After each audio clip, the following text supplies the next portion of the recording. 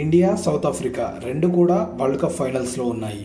ఇప్పుడు నేను మీకు రెండు ఆప్షన్స్ ఇస్తాను, ఏదో ఒకటి మాత్రమే చూస్ చేసుకోండి అని ఇంటర్వ్యూయర్ అంటాడు. ఆ రెండు ఆప్షన్స్ విన్న తర్వాత దాన్ని విని ఏబీ డివిలియర్స్ ఇచ్చిన సమాధానం విన్న తర్వాత మన కన్నీళ్ళు డెఫినెట్గా కారడం స్టార్ట్ అవుతాయి. ఎందుకో మీరే వినండి.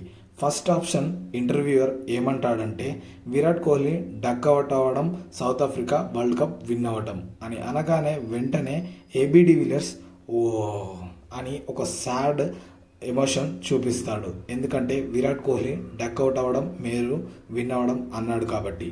ఆ సెకండ్ ఆప్షన్ ఏంటంటే విరాట్ కోహ్లీ సెంచరీ కొట్టడం, ఇండియా ఫైనల్స్లో విన్ అవ్వడం అనగానే చాలా బాధతో తను ఏమంటాడంటే విరాట్ కోహ్లీ నేమ్ మీద చాలా సెంచరీస్ ఉన్నాయి, జస్ట్ మాకు ఒక్కటంటే ఒక్కటే వరల్డ్ కప్ ఇవ్వండి చాలు అని ఎంత రిక్వెస్ట్ఫుల్గా, ఎంత పెయిన్ఫుల్ ఫేస్తో అంటాడంటే అది చూస్తే లిటరల్లీ ఏబిడి ఫ్యాన్సే కాదు, వరల్డ్లో ఉన్న ప్రతి ఒక్క క్రికెట్ ఫ్యాన్ కూడా ఏడవాల్సిందే.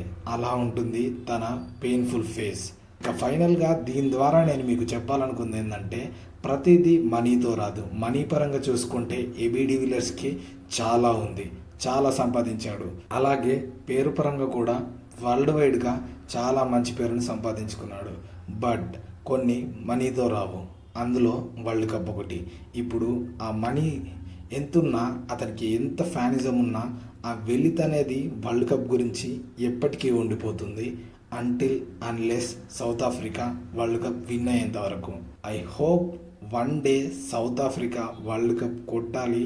డివిలియర్స్ ఫేస్లో నవ్వు మనం చూడాలి. సౌత్ ఆఫ్రికా టీం అందరినీ మనం నవ్వడంలో చూడాలి. ఎందుకంటే ప్రతిసారి ఏడుస్తుందో చూస్తున్నాం కాబట్టి. Money is not everything, some things cannot come from money.